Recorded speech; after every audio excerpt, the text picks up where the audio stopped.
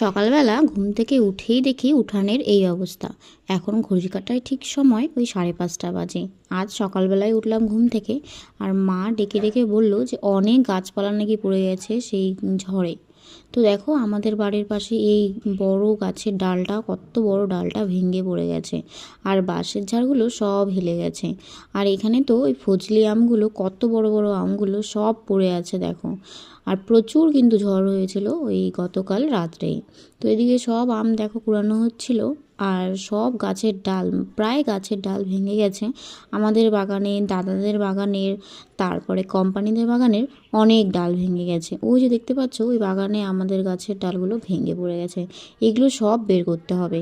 তারপরে আবার সামনে গিয়ে দেখলাম যে আরেকটা ডাল ভেঙে গেছে, আর ডগি তো আমাদের সাথেই যাচ্ছিল। সবাই তো খড়ি বের করা শুরু হয়ে গেছে, সবার বাগানের গাছ পড়ে যাচ্ছে এখানে, এদিকে আমাদের বাগানের গাছ পড়ছে।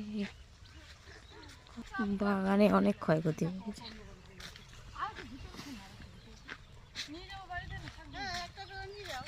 এই গাছের ডালটা যেহেতু রাস্তার মধ্যেই পড়ে আছে, সেই জন্য মা আগে সবার ফার্স্টে এই গাছের ডালটা ভালো করে কেটে রাস্তাটা পরিষ্কার করে দিল, কারণ যাতায়াতের অসুবিধা হবে সেই জন্যই। তারপরে চলে গেলাম আমাদের বাগানের দিকে। দেখো এখানে এই বাগানে ছোট ছোট অনেক ডাল পড়ছে, মানে অনেক ক্ষয়ক্ষতি হয়ে গেছে এই ঝড়ে। এখন বাজে 6:10। আমি উঠছি 5টার দিকে, আজকে উঠছি। আর এত সকালে ওঠার কারণ হলো গতকাল রাত্রে প্রচুর ঝড় হয়েছে, মানে কালবৈশাখী ঝড় হয়েছে। কত বড় একটা গাছ পড়ছে দেখো।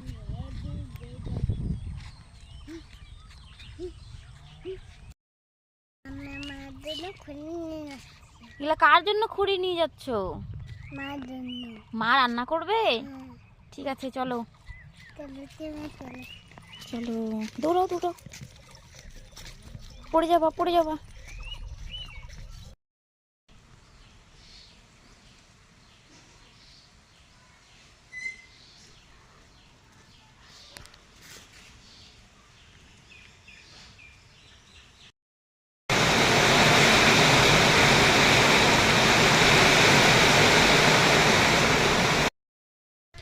এখন বাজে 6:10। আর এই যে দেখো এখানকার সবাই খড়ি আনতেছে। আমি আমাদের বাগান থেকে আনলাম অনেকগুলো খড়ি। এই যে এখন স্নান করলাম।